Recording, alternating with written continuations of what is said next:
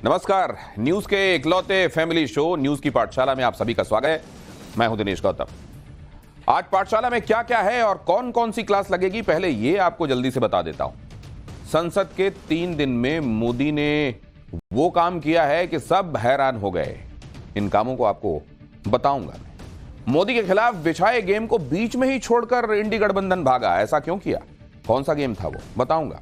इंडी गठबंधन का वो पर्चा जो खुल जाता तो तलवारें निकलती, वो भी आपके सामने होगा। राहुल की नई जिम्मेदारी पर पुराने रिकॉर्ड ने इंडी की टेंशन बढ़ा दी है।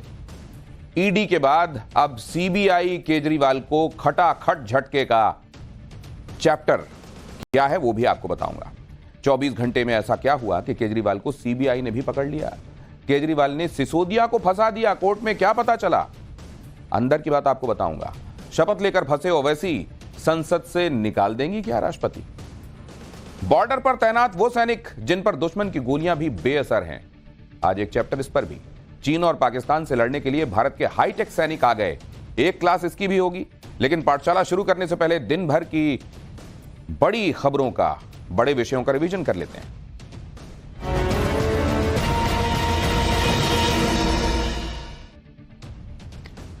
लोकसभा चुनाव खत्म होते ही कांग्रेस ने सैम पित्रोदा को बड़ी जिम्मेदारी दी है। सैम पित्रोदा को एक बार फिर से इंडियन ओवरसीज कांग्रेस का चेयरमैन नियुक्त कर दिया गया है। कांग्रेस ने लेटर जारी करके इस नियुक्ति की जानकारी दी है। लोकसभा चुनाव के दौरान विरासत टैक्स और भारत की विविधता पर दिए विवादित बयानों की वजह से उन्हें पद से हटा दिया गया था। कर्नाटक के कथित सेक्स स्कैंडल केस में जेडीएस नेता प्रज्वल रेवन्ना को बड़ा झटका लगा है। बेंगलुरु की कोर्ट ने प्रज्वल रेवन्ना की जमानत याचिका खारिज कर दी है। प्रज्वल रेवन्ना फिलहाल सेक्स स्कैंडल केस की जांच कर रही एसआईटी की हिरासत में है। लखनऊ में आज से आरएसएस की 3 दिवसीय बैठक हो रही है। इस बैठक में संघ के सर कार्यवाह दत्तात्रेय होसबोले भी शामिल होंगे, जिसके लिए दत्तात्रेय आज से 3 दिन के लखनऊ दौरे पर हैं। यह बैठक निराला नगर स्थित सरस्वती शिशु मंदिर में आयोजित की जा रही है। आरएसएस की शताब्दी वर्ष की तैयारियों के लिए प्रचारकों के साथ यहां इस बैठक का आयोजन किया जा रहा है।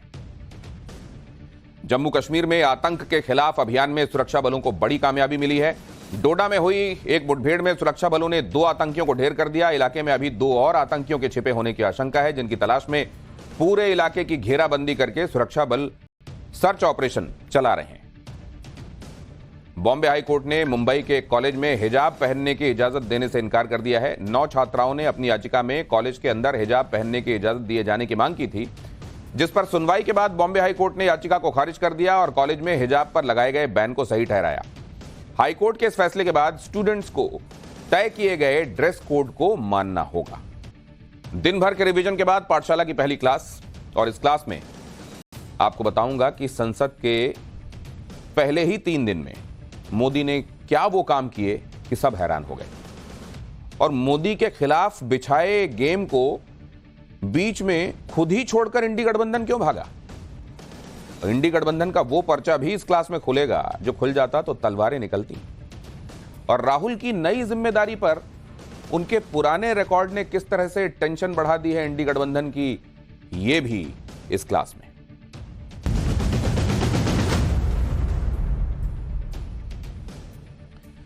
जब चुनाव के नतीजे आए थे तो इंडी गठबंधन ने क्या क्या नहीं कहा था। कुछ लोग कहने लगे थे कि नरेंद्र मोदी अब वैसी सरकार नहीं चला पाएंगे जैसे पहले चलाते थे। हो गया, पहले अपने बूते लेकर आए थे सीटें तो उनकी चलती थी, अब सहयोगियों के बूते चलना है आगे, अब वो वाला रौला नहीं रहेगा। कुछ लोग कहने लगे थे कि बीजेपी को अब सहयोगियों के सामने तो नाक तक रगड़ना पड़ेगा। कुछ लोग ये भी कहने लगे कि नरेंद्र मोदी का जो तरीका आप आज तक देखते आए हैं वो दबदबे वाला तरीका अब नहीं रहेगा। संसद में तो इस बार सरकार को विपक्ष पानी ही पिला देगा। लेकिन अब तक के संसद सत्र में जो कुछ हुआ उससे सबके लिए मैसेज बिल्कुल क्लियर है कि नरेंद्र मोदी का दबदबा था, दबदबा है और दबदबा रहेगा। आज संसद के पहले टेस्ट में ही नरेंद्र मोदी के सामने राहुल गांधी के इंडी गठबंधन ने सरेंडर कर दिया। स्पीकर के लिए वोटिंग भी नहीं हुई और बगैर वोटिंग के ही ओम बिरला फिर से लोकसभा के स्पीकर चुन लिए गए। स्पीकर के इलेक्शन के लिए विपक्ष ने भी अपना कैंडिडेट खड़ा किया था और राहुल गांधी पहली बार लीडर ऑफ ऑपोजिशन के तौर पर लोकसभा में बैठे थे। लेकिन पहले ही टेस्ट में राहुल गांधी फेल हो गए, क्योंकि संसद के पहले राउंड में नरेंद्र मोदी ने अपना स्पीकर आसानी से बनवाकर राहुल गांधी समेत पूरे इंडी गठबंधन को करारी मात दे दी। ओम बिरला के स्पीकर चुने जाने पर पीएम मोदी ने क्या कहा वो सुनिए, और फिर आपको बताऊंगा कि आज संसद में जो हुआ उससे क्या बड़े मैसेजेस पीएम मोदी ने उस इंडी गठबंधन को दे दिए जो इंडी गठबंधन चुनाव नतीजों के बाद नरेंद्र मोदी की सीटें कम होने पर अब तक नाच रहा था। आदरणीय अध्यक्ष जी, हमारे शास्त्रों में कहा गया है कि विनम्र और व्यवहार कुशल व्यक्ति सफल सहज रूप से होता है, और आपको तो उसके साथ साथ एक मीठी मीठी मुस्कान भी मिली हुई है। आपके चेहरे को ये मीठी मीठी मुस्कान पूरे सदन को भी प्रसन्न रखती है। मुझे विश्वास है आप हर कदम पर नए प्रतिमान, नए कीर्तिमान गढ़ते आए हैं। 18वीं लोकसभा में स्पीकर का कार्यभार दूसरी बार संभालना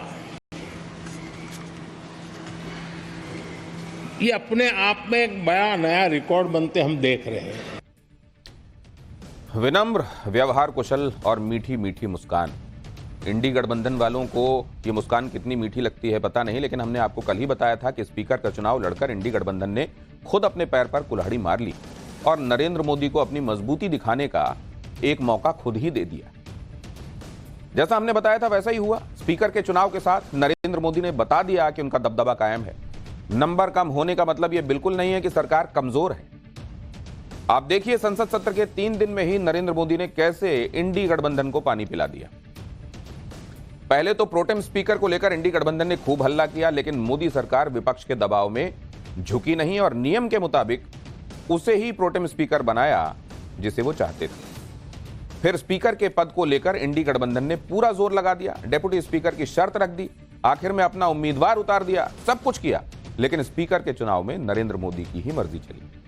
ओम बिरला को वापस स्पीकर बनाकर नरेंद्र मोदी ने यह मैसेज भी दे दिया कि भले ही इस बार विपक्ष के नंबर ज्यादा हैं, लेकिन किसी को हल्ला हंगामा करने की छूट नहीं मिलने वाली, ना ही सरकार किसी तरह के प्रेशर में आने वाली है। प्रोटेम स्पीकर और स्पीकर के चयन के साथ नरेंद्र मोदी संसद के अंदर भी उन्होंने अपनी ताकत दिखा दी कि उनके नेतृत्व में एनडीए मजबूत है, न सिर्फ मजबूत है बल्कि एकजुट है। जबकि स्पीकर का चुनाव लड़कर इंडी गठबंधन के अंदर जो दरारें हैं वो और खुलकर सामने आ गई। संसद में विपक्ष संविधान की कॉपी लहराकर माहौल बना रहा था, लेकिन आज संसद में इमरजेंसी का मुद्दा भी उठ गया जिसने विपक्ष के नैरेटिव को और कमजोर किया।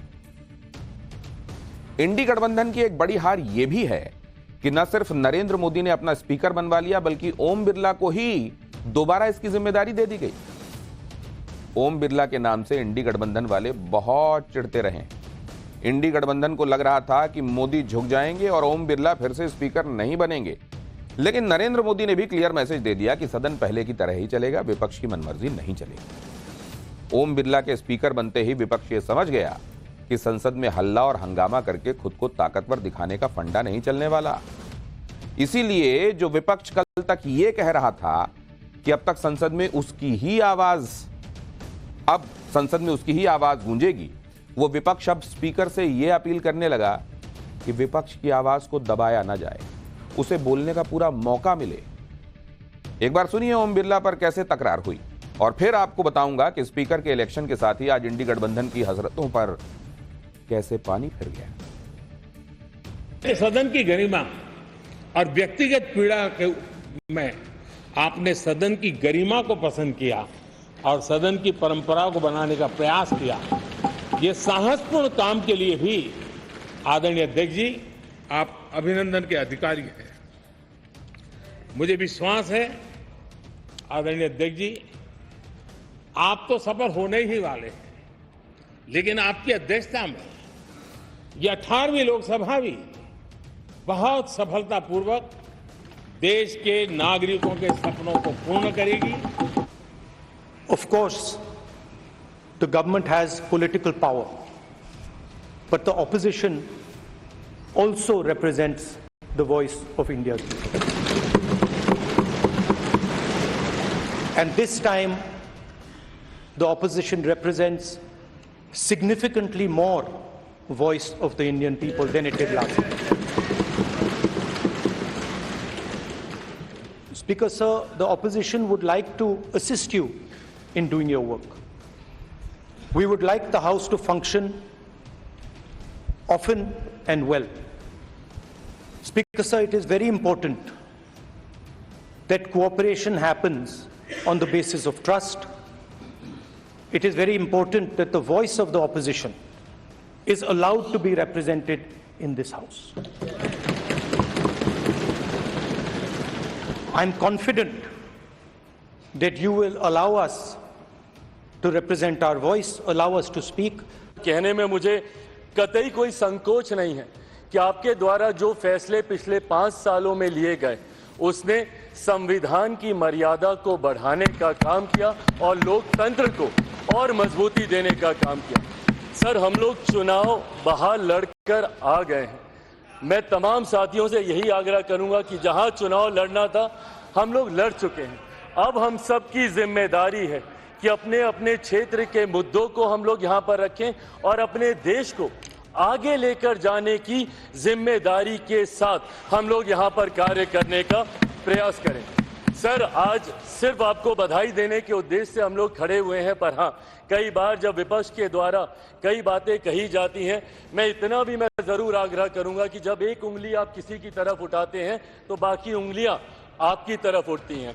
जब आप सत्ता पक्ष से किसी एक आचरण की उम्मीद रखते हैं तो वही उम्मीद हम लोग भी आपके राज्य में उसी आचरण की उम्मीद रखते हैं। कई राज्यों के ऐसे उदाहरण हैं, मैं नाम लेना नहीं चाहूंगा, पर जब आप स्पीकर के पद की बात करते हैं, आप डेप्यूटी स्पीकर के पद की बात करते हैं, तो कई राज्य ऐसे हैं जहां पे स्पीकर का पद और डेप्यूटी स्पीकर का पद भी आप ही के पास है, जहां पर सरकार एनडीए का कोई घटक दल नहीं चला रहा, विपक्ष के दल चलाने का काम कर रहे हैं। निष्पक्षता इस महान पद की महान जिम्मेदारी है। आप लोकतांत्रिक न्याय के मुख्य न्यायाधीश की तरह बैठे हैं। हम सबकी आपसे अपेक्षा है कि किसी भी जनप्रतिनिधि की आवाज दबाई न जाए और ना ही निष्कासन जैसी कार्रवाई दोबारा सदन की गरिमा को ठेस पहुंचाएं। जहां ये नया सदन है, वही मैं आपकी पीठ के पीछे देख रहा हूं, पत्थर तो सही लगे हैं, सब कुछ अच्छा लगा है, लेकिन कुछ दरार में मुझे कुछ सीमेंट अभी भी लगा दिखाई दे रहा है। अध्यक्ष महोदय, मुझे उम्मीद है कि आप जितना सत्ता पक्ष का सम्मान करेंगे उतना ही विपक्ष का सम्मान कर करके हमें भी अपनी बात रखने का मौका देंगे। मैं आपको बधाई देता हूं, शुभकामनाएं देता हूं, हर तरीके के साथ आपके साथ। विपक्ष जब इस सौजन्य की अपनी बात उठाने देने की ये तमाम बातें कर रहा है, अगर ये सब उस विवाद के बगैर हुआ होता जो इंडी ने शुरू करने की कोशिश की स्पीकर के मसले में, तो और सजता और शोभा देता। ओम बिरला को स्पीकर के चेयर पर देखकर इंडी गठबंधन वाले असल में टेंशन में आ गए, क्योंकि वो इस बार संसद में ये सोचकर आए हैं कि संसद में जो चाहेंगे वो कर लेंगे, संख्या बढ़ गई। लेकिन ओम बिरला ने आज जैसे ही लोकसभा स्पीकर का पद संभाला, वैसे ही उन्होंने इशारा दे दिया, संकेत दे दिया कि सदन में कुछ भी बदला नहीं है, सदन जैसे पहले चलता था वैसे ही अनुशासन में चलेगा। सुनिए ओम बिरला ने कैसे पहले ही दिन पद संभालते ही हंगामा कर रहे सांसदों को टाइट कर दिया। एक मिनट बोलना, एक मिनट प्लीज बैठिए, बैठिए। आपको नहीं बुलाया। माननीय सदस्यगण, जब स्पीकर सीट से खड़ा हो जाता है तो मैं माननीय सदस्यों को अवगत कराना चाहता हूं, वह बैठ जाया करें। ये मैं पहली बार कह रहा हूं, मुझे 5 साल कहने का अवसर नहीं मिलना चाहिए। तो तेवर देख लिए आपने। वैसे तो ओम बिरला का स्पीकर चुना जाना कल ही तय हो गया था। अगर विपक्ष आम सहमति से मान जाता तो चुनाव की नौबत नहीं आती, लेकिन विपक्ष को यह लग रहा था कि वो स्पीकर पद का चुनाव लड़कर अपना शक्ति प्रदर्शन कर देंगे और यह मैसेज भी दे देंगे कि वो आसानी से कोई चीज नरेंद्र मोदी को नहीं देने वाले। विपक्ष को यह लग रहा था कि नरेंद्र मोदी उनकी शर्त के सामने झुक जाएंगे और आसानी से डेप्यूटी स्पीकर पद दे देंगे, लेकिन विपक्ष का यह दांव उल्टा पड़ गया। क्योंकि पहली बात तो यह कि स्पीकर पद का चुनाव लड़कर इंडी गठबंधन के अंदर जो मतभेद हैं, जो दरारें जिनकी बात की जा रही थी, वो दरारें यहां पर नुमायां हो गई, सबके सामने आ गई। जबकि लोग कह रहे थे कि एनडीए में बहुत मतभेद हैं, एक गलती से सरकार गिर जाएगी। दूसरी बात, नरेंद्र मोदी के साथ और कौन कौन सी पार्टियां हैं वो भी क्लियर हो गया। जैसे स्पीकर के चुनाव के लिए आंध्र प्रदेश की वाईएसआरसीपी का समर्थन मिला। और तीसरी बात, इंडी गठबंधन ने स्पीकर पद का चुनाव तो लड़ा, लेकिन वो उस तरह की फाइटिंग स्पिरिट बिल्कुल नहीं दिखा पाया जिसकी जरूरत थी। अगर वो दावा था आपका, वो तेवर थे आपके, तो फिर फाइटिंग स्पिरिट तो नजर आनी चाहिए। मजेदार बात यह है कि आज लोकसभा में स्पीकर के चुनाव के दौरान इंडी गठबंधन ने खुद को पूरी तरह से एक्सपोज कर दिया। स्पीकर का चुनाव लड़कर कल इंडी गठबंधन ने जिस गेम की शुरुआत की थी, आज वो इसी गेम को बीच में छोड़कर भाग खड़ी हुई। इंडी गठबंधन में इतना कंफ्यूजन दिखा कि सब हैरान रह गए। आपको आसान भाषा में समझाते हैं कि कल से आज तक क्या क्या हुआ। कल इंडी गठबंधन ने लोकसभा स्पीकर का चुनाव लड़ने का ऐलान किया था और कहा था कि वो इस बार वोटिंग करवाएंगे, डिवीजन होगा। डेप्यूटी स्पीकर पर विपक्ष की बात नहीं मानी गई, इसलिए सरकार को सबक सिखाएंगे और ऐसे ही आसानी से स्पीकर का पद नहीं जाने देंगे हाथ से। लेकिन आज सुबह जब प्रधानमंत्री मोदी ने स्पीकर पद के लिए ओम बिरला के नाम का प्रस्ताव रखा, तो यह प्रस्ताव ध्वनिमत से पारित हो गया और ओम बिरला स्पीकर बन गए। अब मजेदार बात यह है कि विपक्ष के पास यह पूरा मौका था कि वो स्पीकर के चुनाव के लिए वोटिंग की, डिवीजन की डिमांड करते, लेकिन तब सदन में वोटिंग होती और वोटिंग के नंबर से पता चलता कि विपक्ष कितना मजबूत है या सरकार के पास कितने नंबर हैं। तो विपक्ष ने ऐसा कुछ नहीं किया। विपक्ष ने ध्वनिमत के बाद प्रस्ताव पर वोटिंग की मांग तक नहीं की और ध्वनिमत के फैसले को आसानी से स्वीकार कर लिया गया। यानी विपक्ष अपने ही शुरू किए हुए गेम को अधबीच में छोड़कर भाग खड़ा हुआ। और विपक्ष को ऐसा इसलिए करना पड़ा क्योंकि अगर वोटिंग हो जाती तो विपक्ष का हारना तय था। और इतना ही नहीं, विपक्ष के सभी सांसद सदन में मौजूद भी नहीं थे, जिसकी वजह से नंबर और कम होने का भी टैग इंडी गठबंधन पर लग जाता। इस फजीहत से बचने के लिए इंडी गठबंधन ने वोटिंग की मांग नहीं की। क्रिकेट की भाषा में समझें तो फजीहत के डर से विपक्ष ने टारगेट पूरा होने से पहले, टारगेट चेज होने से पहले ही खुद को रिटायर्ड हर्ट डिक्लेयर कर दिया। स्पीकर के चुनाव के वक्त ही विपक्ष के सरेंडर पर खुद एनडीए के सांसद हैरान हो गए। केंद्रीय मंत्री ललन सिंह ने तो यहां तक कह दिया कि विपक्ष वोटिंग की मांग कर क्यों नहीं रहा। जब सवाल उठने लगे तो कांग्रेस नेता जयराम रमेश ने संसद के बाहर आकर कह दिया कि वोटिंग से डर की कोई बात नहीं है, विपक्ष ने इसलिए वोटिंग की मांग नहीं रखी क्योंकि वो पहले दिन आम सहमति दिखाना चाहते थे। अरे भाई, अगर ऐसी ही आम सहमति दिखानी थी तो स्पीकर के चुनाव की नौबत ही क्यों आने दी गई? स्पीकर के नाम पर आम सहमति पहले ही दिखा देते। सुनिए जरा जयराम रमेश को। मैं आपको औपचारिक तौर से कह रहा हूं, हमने डिवीजन नहीं मांगा। मांगा क्योंकि हमने उचित समझा कि पहले दिन एक आम सहमति बने, एक आम सहमति का माहौल बने। एक रचनात्मक कदम था हमारा। हम डिवीजन मांग कर सकते। वो एक मुहावरा सुना होगा आपने, कहावत, रपट पड़े तो हर गंगे। स्पीकर के चुनाव को लेकर इंडी गठबंधन के बीच कितना तालमेल है, इसकी भी पोल खुल गई, क्योंकि इंडी गठबंधन में शामिल टीएमसी के सांसद अभिषेक बनर्जी ने संसद के बाहर आकर अलग तरह की बात कहनी शुरू कर दी। अभिषेक बनर्जी ने कहा कि सदन के फुटेज में आप साफ देख सकते हैं कि डिवीजन ऑफ वोट की मांग की गई थी, लेकिन उसे स्वीकार नहीं किया गया। इसका मतलब है कि बीजेपी के पास बहुमत के नंबर नहीं, यह असंवैधानिक। यानी आप देखिए, कांग्रेस कुछ कह रही है कि हमने तो पहले दिन नाम सहमति दिखाने के लिए ऐसा किया, टीएमसी कुछ और कह रही है। इंडी गठबंधन में कितना कंफ्यूजन है, ये एक बार फिर से साफ हो गया। सदन के अंदर स्पीकर का चुनाव छोटी सी लड़ाई थी जिसमें मोदी सरकार और इंडी गठबंधन के बीच में मुकाबला था, लेकिन इस छोटी सी लड़ाई में ही इंडी गठबंधन बिखरा बिखरा दिखाई दिया। इस चुनाव को लेकर ना तो इंडी गठबंधन में कोई तालमेल दिखा और ना ही वो एकजुटता। स्पीकर चुनाव को लेकर रणनीति जो बनाई गई थी वो भी धराशायी हो गई। इंडी गठबंधन के अंदर एक फैसले को लेकर कितने मतभेद हैं, ये भी सबके सामने एक बार फिर से आ गया। इंडी गठबंधन में सब पार्टियां एक ही लाइन पर आगे बढ़ेंगी, ऐसा होगा क्या? ये उदाहरण बता देता है कि ऐसा होने वाला है या नहीं। यानी जो गठबंधन अगले 5 साल नरेंद्र मोदी की कुर्सी हिलाने का दावा कर रहा है, उसकी अपनी जमीन कितनी मजबूत है, ये सबके सामने आ गया। इंडी गठबंधन की दरारें अभी से दिखने लगी हैं और ये दरारें आगे और भी बढ़ सकती हैं, क्योंकि राहुल गांधी को नेता विपक्ष बना दिया गया है। राहुल गांधी के सामने चैलेंज होगा कि वो इंडी गठबंधन को कितना साथ लेकर चल पाएंगे, और पूरा इंडी गठबंधन क्या राहुल गांधी को अपना नेता स्वीकार कर पाएगा? वैसे राहुल गांधी ने आज अपने बॉडी लैंग्वेज से बताया कि फिलहाल तो वो ये समझ रहे हैं कि नेता विपक्ष की जिम्मेदारी बड़ी होती है और नेता विपक्ष जैसा व्यवहार दिखना भी चाहिए। इसीलिए आज राहुल गांधी कुर्ता पायजामा पहनकर आए थे, जबकि कल वो कैजुअल लुक में थे। वो अक्सर व्हाइट टी शर्ट पहनते हैं और व्हाइट टी शर्ट पहनकर ही कल उन्होंने सांसद के तौर पर शपथ ली थी। लेकिन आज नेता विपक्ष के तौर पर पहली बार राहुल गांधी संसद में आए तो उनका लुक बदला हुआ था। राहुल गांधी से जुड़ी एक और दिलचस्प तस्वीर आज तब दिखी जब ओम बिरला को लोकसभा अध्यक्ष चुने जाने पर उन्हें उनकी कुर्सी तक ले जाया जाने वाला था। परंपरा के तहत प्रधानमंत्री और नेता विपक्ष दोनों लोकसभा स्पीकर के चुनाव के बाद उन्हें उनकी आसन तक ले जाते हैं। ओम बिरला को जब अध्यक्ष चुन लिया गया तो प्रधानमंत्री नरेंद्र मोदी उन्हें बधाई देने और आसन तक ले जाने के लिए आए। इसी में नेता विपक्ष के तौर पर राहुल गांधी को भी बुलाया गया।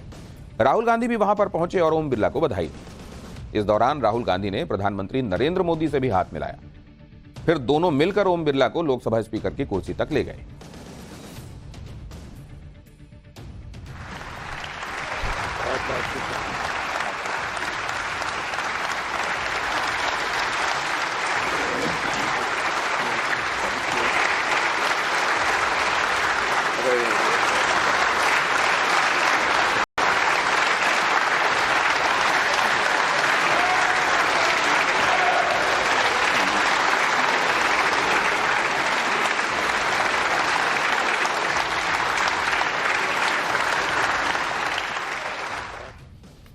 और इन तस्वीरों की सबसे खास बात यह है कि जिन राहुल गांधी ने नरेंद्र मोदी को तीसरी बार पीएम बनने पर कोई बधाई नहीं दी थी, उन्होंने आज पीएम मोदी की तरफ खुद आगे हाथ बढ़ाया और हाथ मिलाया। और पीएम मोदी ने भी इस जेस्चर को स्वीकार किया, हाथ मिलाया। पीएम मोदी ने ऐसा नहीं दिखाया कि राहुल गांधी ने उन्हें जीत की बधाई नहीं दी तो वो भी मुंह फेर लें। नरेंद्र मोदी के खिलाफ तीसरे अटेम्प्ट में जाकर राहुल गांधी कांग्रेस को 99 सीटों तक ला पाए, जिसकी वजह से 10 साल बाद कांग्रेस को नेता विपक्ष का पद मिला। इसीलिए इस बार कांग्रेस में यह मांग हुई कि राहुल गांधी को ही नेता प्रतिपक्ष बनाया जाए। हालांकि शुरू में ऐसी रिपोर्ट आई थी कि राहुल गांधी इसके लिए तैयार नहीं, लेकिन अब जब राहुल गांधी ने पहली बार कोई बड़ी जिम्मेदारी संभाल ली है तो इसी के साथ गांधी परिवार से नेता प्रतिपक्ष बनने वालों की लिस्ट में उनका नाम भी जुड़ गया। इससे पहले 1989 से 1990 के बीच राहुल गांधी के पिता राजीव गांधी भी नेता प्रतिपक्ष थे। उस वक्त केंद्र में वीपी सिंह की सरकार थी। इसके बाद 1999 से 2004 के बीच राहुल गांधी की मां सोनिया गांधी नेता प्रतिपक्ष रहीं। उस वक्त केंद्र में अटल बिहारी वाजपेयी की सरकार थी। राहुल गांधी ने नेता विपक्ष की जिम्मेदारी तो ले ली है, लेकिन वो इस जिम्मेदारी के प्रति कितने गंभीर रह पाएंगे, ये बड़ा सवाल है। क्योंकि अब तक संसद में राहुल गांधी का ट्रैक रिकॉर्ड तो बहुत अच्छा नहीं रहा है। 5वीं बार सांसद बने राहुल गांधी का परफॉर्मेंस एवरेज से कम ही रहा है। साल 2009 से 2014 के बीच राहुल गांधी दूसरी बार अमेठी से सांसद चुने गए थे। इस 5 साल के दौरान राहुल गांधी का अटेंडेंस, उनकी संसद में उपस्थिति 43% है, जबकि नेशनल एवरेज जो है वो 76% का था। उन्होंने सिर्फ 2 डिबेट्स में हिस्सा लिया था, जबकि नेशनल एवरेज 38 डिबेट्स का था। उन्होंने इन 5 साल के दौरान एक भी सवाल नहीं पूछा, जबकि नेशनल एवरेज 300 का था। इसी तरह राहुल गांधी 2014 से 2019 के बीच भी अमेठी से सांसद रहे। इन 5 सालों में उनकी उपस्थिति 52% थी, जबकि नेशनल एवरेज उपस्थिति का 80% था। उन्होंने सिर्फ 14 डिबेट्स में हिस्सा लिया, जबकि नेशनल एवरेज 67 डिबेट्स का था। उन्होंने नरेंद्र मोदी के पहले 5 सालों के दौरान एक भी सवाल नहीं किया, जबकि नेशनल एवरेज 293 सवालों का था। फिर साल 2019 से 2024 के बीच राहुल गांधी वायनाड से सांसद रहे। इन 5 सालों में भी सांसद के तौर पर उनके परफॉर्मेंस में कोई ज्यादा सुधार नहीं आया। इन 5 सालों में राहुल गांधी का अटेंडेंस 51% है, उनकी उपस्थिति 51% की है। नेशनल एवरेज है 79% का। उन्होंने सिर्फ 8 डिबेट्स में हिस्सा लिया, जबकि नेशनल एवरेज 46 डिबेट्स का है। हालांकि साल 2019 से 2024 के बीच राहुल गांधी ने सवाल पूछने में अपना रिकॉर्ड कुछ सुधारा और 5 सालों में 99 सवाल पूछे, जबकि नेशनल एवरेज 210 सवालों का रहा। इसी ट्रैक रिकॉर्ड को सुधारने की जिम्मेदारी राहुल गांधी पर होगी, क्योंकि अब वो ऐसी भूमिका में हैं जहां बड़े बड़े फैसलों में उनका रोल अहम रहने वाला है, क्योंकि नेता प्रतिपक्ष लोकसभा में नेता प्रतिपक्ष विपक्ष का चेहरा और आवाज होता है। नेता प्रतिपक्ष के अधिकार और सुविधाएं ठीक वैसे ही होती हैं जो कि एक कैबिनेट मिनिस्टर की होती है। नेता प्रतिपक्ष कई अहम कमेटियों का मेंबर होता है, जिसमें जेपीसी भी शामिल होती है। इसके साथ ही नेता प्रतिपक्ष CBI director, CIC, NHRC, Lokpal को चुनने वाली कमेटी का भी हिस्सा होता है।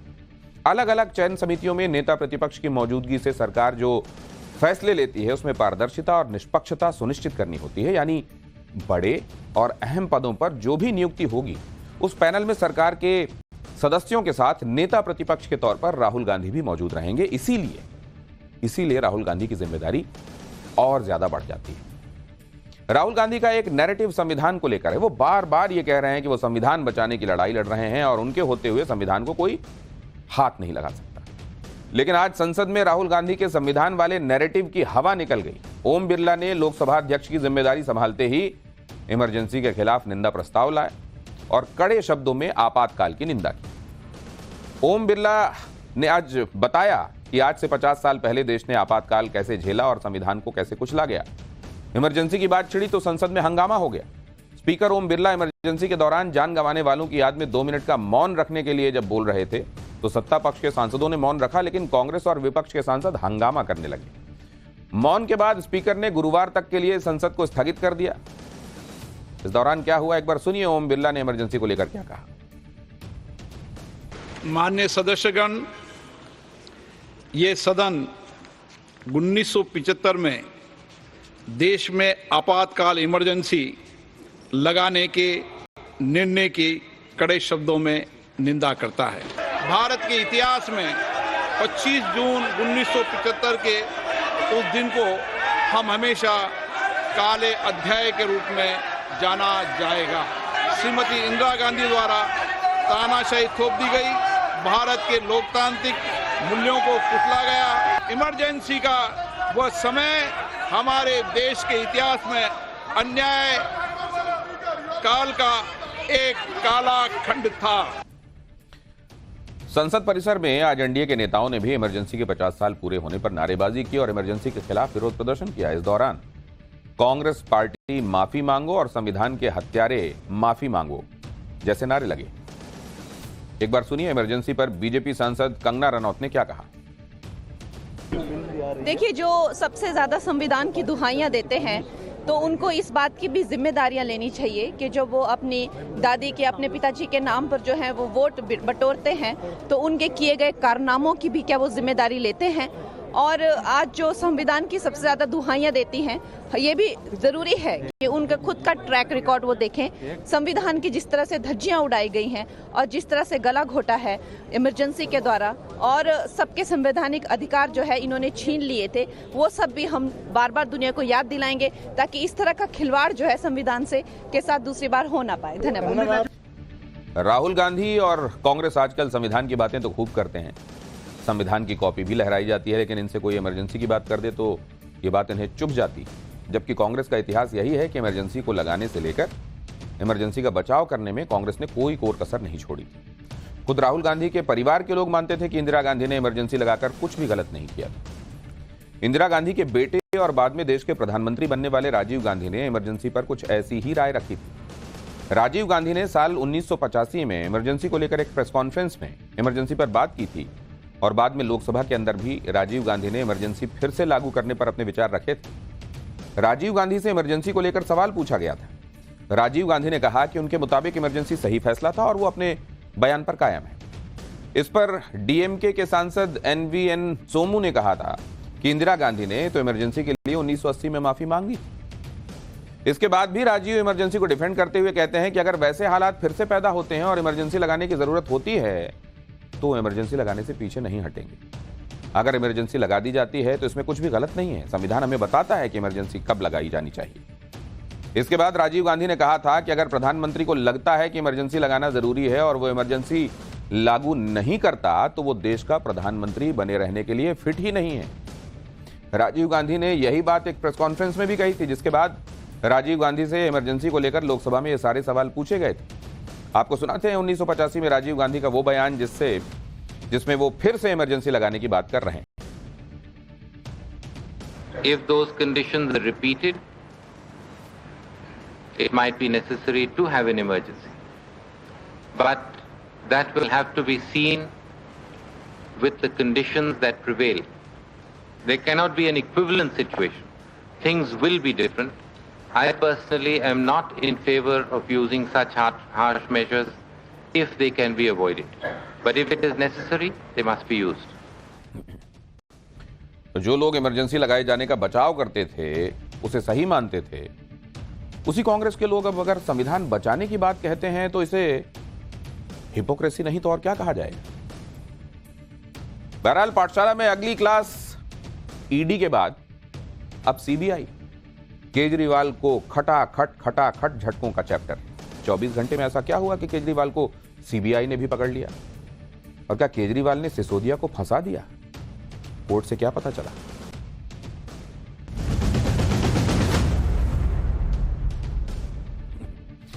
दिल्ली के मुख्यमंत्री अरविंद केजरीवाल को एक के बाद एक झटके लग रहे हैं। शराब घोटाले में तिहाड़ में बंद केजरीवाल के बाहर आने की तारीख आगे ही बढ़ती जा रही है। अरविंद केजरीवाल के खिलाफ ईडी और सीबीआई दोनों ही एजेंसियां जांच कर रही हैं।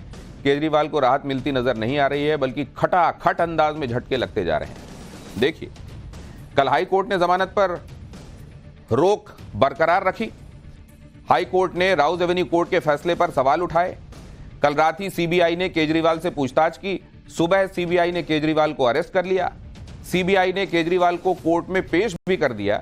केजरीवाल ने सुप्रीम कोर्ट से जमानत पर रोक के खिलाफ याचिका वापस ली। यानी केजरीवाल के लिए आगे की राह मुश्किल होती जा रही है। अरविंद केजरीवाल अभी तक ईडी की गिरफ्तारी के बाद न्यायिक हिरासत में थे। अब सीबीआई ने भी केजरीवाल को गिरफ्तार कर लिया है।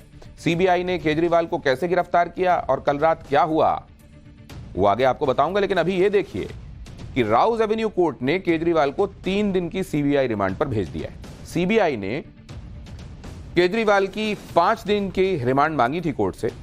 29 जून को शाम 7 बजे केजरीवाल को कोर्ट में पेश करना होगा। रिमांड के दौरान केजरीवाल अपनी पत्नी सुनीता से हर दिन आधे घंटे मिल सकेंगे। केजरीवाल अपने वकील से भी हर दिन आधे घंटे मिल सकेंगे। रिमांड के दौरान केजरीवाल को घर के खाने और दवाइयां रखने की भी अनुमति है। इसके अलावा केजरीवाल ने अपने साथ गीता ले जाने की भी इजाजत मांगी, जिसे कोर्ट ने स्वीकार कर लिया। केजरीवाल को अरेस्ट करने की खबरें कल रात से ही आने लगी थी। आम आदमी पार्टी के नेताओं ने हंगामा मचाना शुरू कर दिया था कि केजरीवाल को सीबीआई अरेस्ट कर सकती है। आपको बताते हैं कि इस मामले में कल क्या हुआ था। कल सीबीआई ने तिहाड़ में केजरीवाल से पूछताछ की। शराब घोटाले में केजरीवाल के रोल के बारे में पूछा। सीबीआई ने केजरीवाल का बयान भी दर्ज किया। कल ही सीबीआई ने केजरीवाल को कोर्ट में पेश करने की इजाजत भी ले ली। केजरीवाल को आज सुबह कोर्ट में पेश किया गया।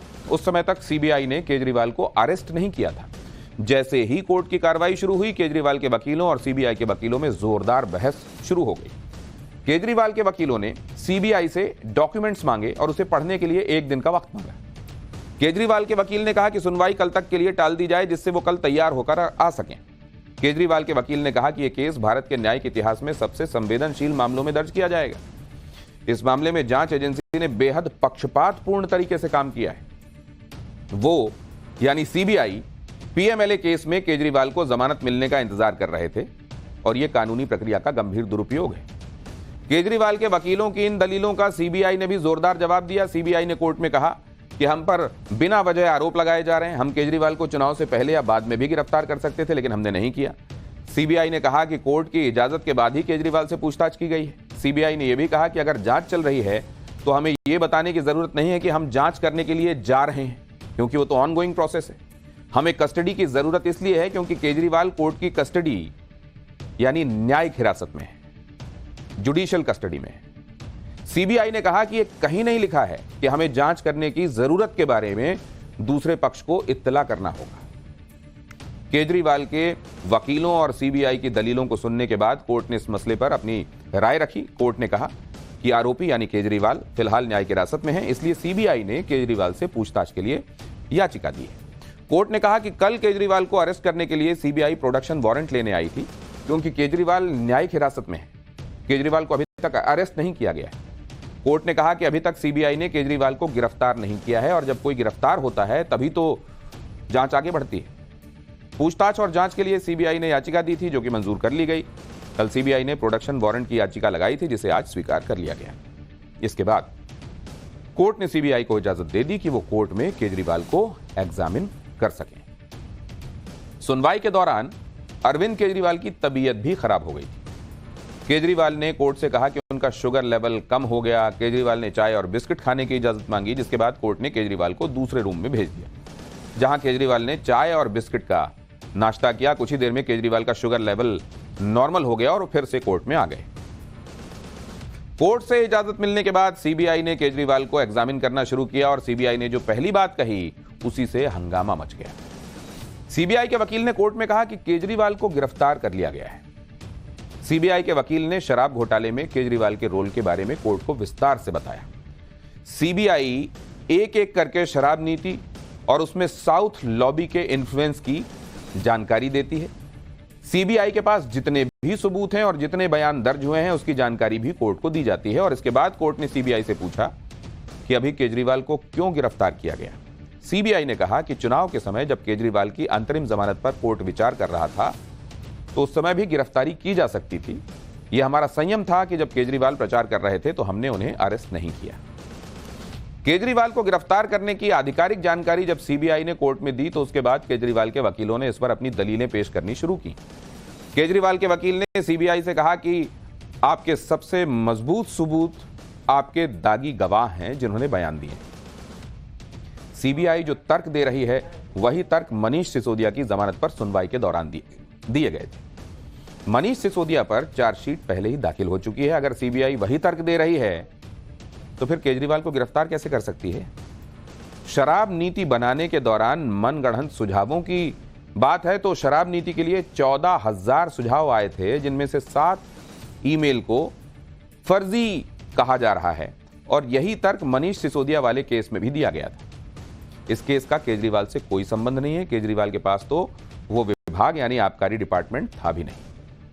इसके बाद सीबीआई ने कहा कि हम पूरी जिम्मेदारी से कह रहे हैं कि इसकी जरूरत यानी गिरफ्तारी की जरूरत थी, हमने पूरी वजह बताई है। सीबीआई ने कहा कि कोर्ट ने प्रथम दृष्टया माना है कि चार्जशीट सही है और उसका संज्ञान लिया है।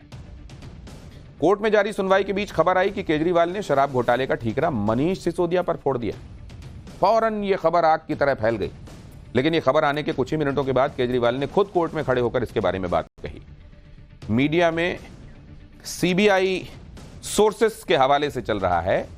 उन्होंने कहा कि उन्होंने यानी केजरीवाल ने शराब घोटाले का सारा दोष मनीष सिसोदिया पर लगा दिया है।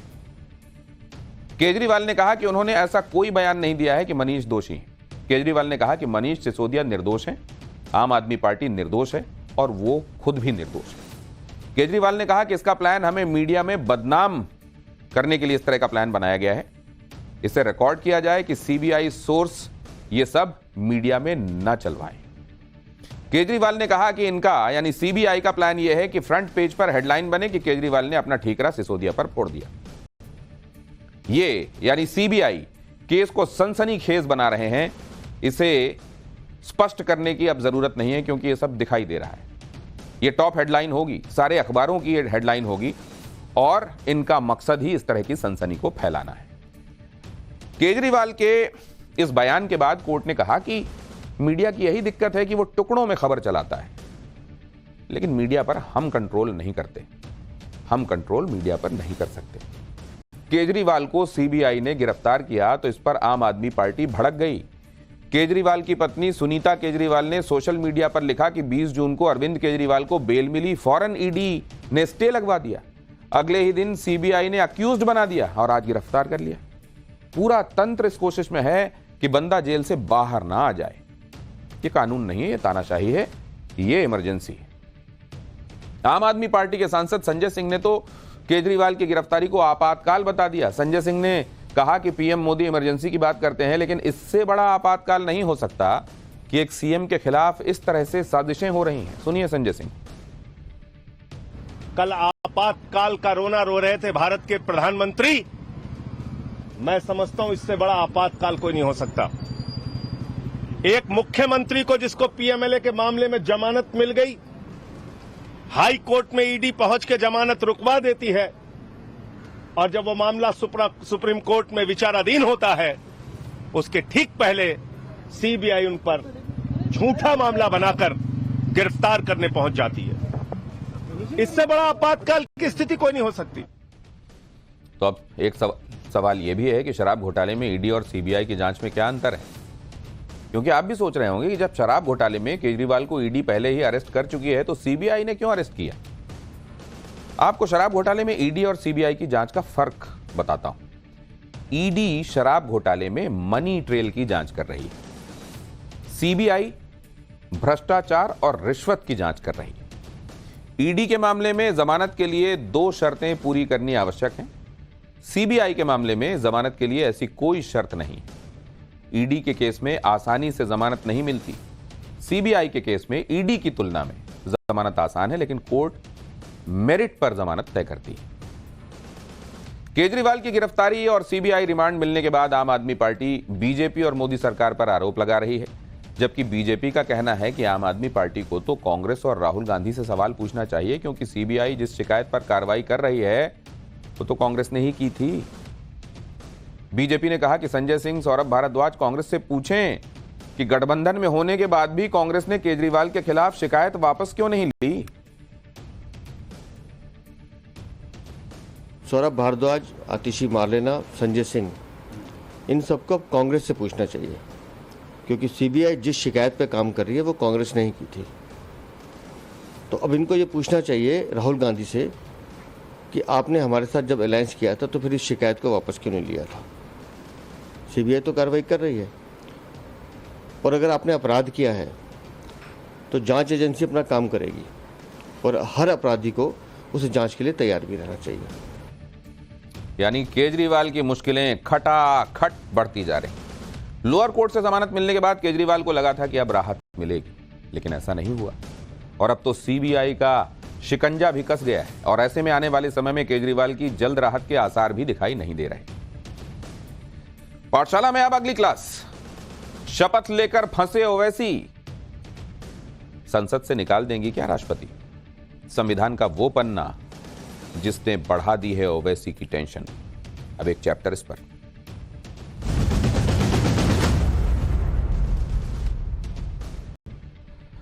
वैसे तो अगर आप देखें तो जहां ओवैसी वहां कंट्रोवर्सी।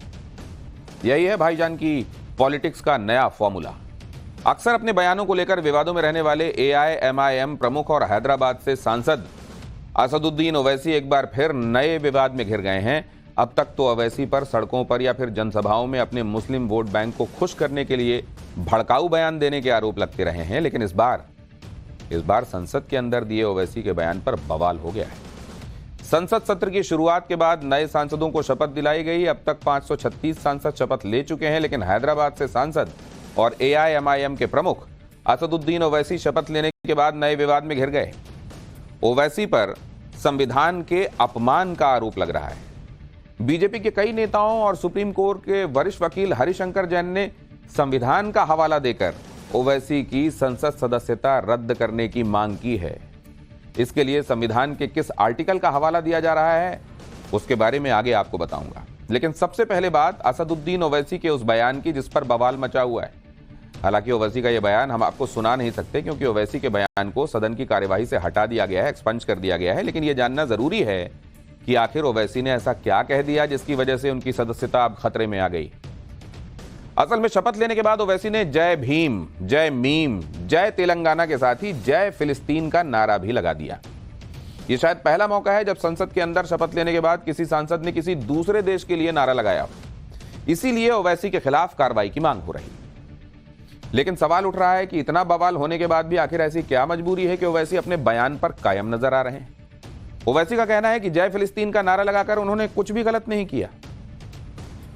पहले सुनिए अपने बयान पर मचे बवाल पर ओवैसी ने कहा क्या है। नहीं कहा तो सब आपके सामने है, सब बोल रहे हैं, क्या क्या नहीं बोल रहे हैं। हम क्या बोले, हम जय भीम, जय मीम, जय तेलंगाना, जय फलस्तीन। तो उन्होंने फलस्तीन पे ऑब्जेक्शन उठाया है बीजेपी। कैसा खिलाफ है, कैसा खिलाफ है, कैसा खिलाफ है बताइए, बताओ कौन सा संविधान का प्रोविजन है। अच्छा, तो आप कह रहे हैं आपने, अरे सबने क्या क्या कहा वो जो सुन लीजिए ना। जी किशन रेड्डी ने विरोध किया, वो करते हैं, उनको कानून का खाली। यही नहीं, ओवैसी तो उनके खिलाफ हो रही शिकायतों को खोखली धमकी बता रहे हैं, एम्प्टी थ्रेट्स। सुनिए अपने विवादित बयान पर हो रही कार्रवाई की मांग पर ओवैसी ने क्या कहा है, और फिर आपको बताऊंगा कि संसद के अंदर फिलिस्तीन की जयकार करने वाले ओवैसी की जुबान पर भारत माता की जय कहने के लिए कैसे ताला लग जाता है। asking for apology from you and also clamor to unseat you. There are also let them do whatever they want. I also a little bit of constitution. These empty threats will not work on me. These empty threats will not work on me.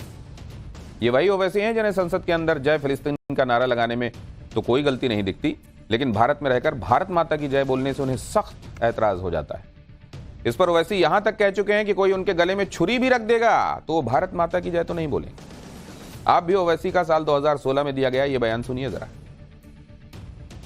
तो हम पूछना चाहते हैं RSS के मोहन भागवत साहब से, जिन्होंने नागपुर में कहा कि मुल्क में ऐसे लोग हैं जो नारा नहीं लगाते भारत माता की जय का, उनको सिखाना पड़ेगा। मोहन भागवत साहब, मैं नहीं लगाता नारा, क्या करते आप? मेरे गले में छुरी भी रख देंगे तो नहीं बोलूंगा मैं, क्योंकि हिंदुस्तान के कॉन्स्टिट्यूशन में कहीं पर भी लिखा हुआ नहीं है भारत माता की जय बोलना।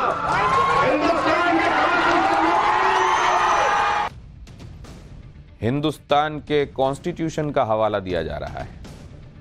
आगे मैं बताऊंगा कॉन्स्टिट्यूशन प्रोविजंस फिलिस्तीन के संदर्भ में क्या कहते हैं।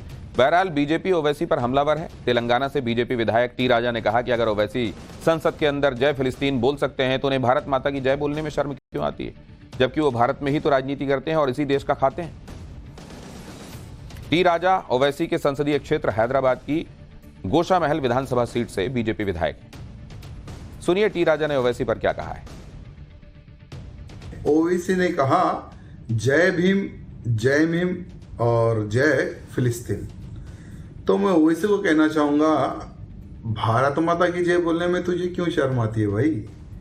जिस देश में खाता है, जिस देश में पीता है, भारत देश में राजनीति भी करता है और भारत माता की जय बोलने में शर्म आती है। ओवैसी शपथ लेने के बाद फिलिस्तीन के नारे पर अपने कायम हैं, जबकि इसी नारे को लेकर उनकी सदस्यता रद्द करने की मांग तेज हो गई।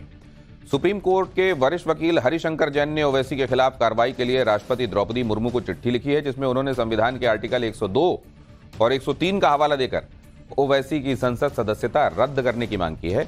वहीं बीजेपी के कई नेताओं ने भी संविधान के इसी आर्टिकल का हवाला देकर ओवैसी के खिलाफ शिकायत की है। ऐसे में समझना जरूरी है कि क्या संसद सदस्य के तौर पर जय फिलिस्तीन का नारा लगाकर ओवैसी ने संविधान की अनदेखी की और क्या उनकी सदस्यता रद्द की जा सकती है। असल में संविधान के आर्टिकल 102 के तहत सांसद की अयोग्यता के संदर्भ में नियम तय किए गए हैं। आर्टिकल 102D में स्पष्ट लिखा है कि अगर कोई सदस्य दूसरे देश के प्रति निष्ठा या लगाव जताता है तो उसे अयोग्य घोषित किया जा सकता है, जबकि संविधान के आर्टिकल 103 के मुताबिक अगर आर्टिकल 102 के तहत कोई सदस्य अयोग्य पाया जाता है तो उस सांसद की सदस्यता पर अंतिम फैसले का अधिकार राष्ट्रपति को होता है। इसीलिए सुप्रीम कोर्ट के वरिष्ठ वकील हरिशंकर जैन ने ओवैसी के बयान को गंभीर मामला बताया है और उनके खिलाफ कार्रवाई के लिए राष्ट्रपति को चिट्ठी लिखी है। सुनिए अपनी शिकायत पर हरिशंकर जैन ने क्या कहा।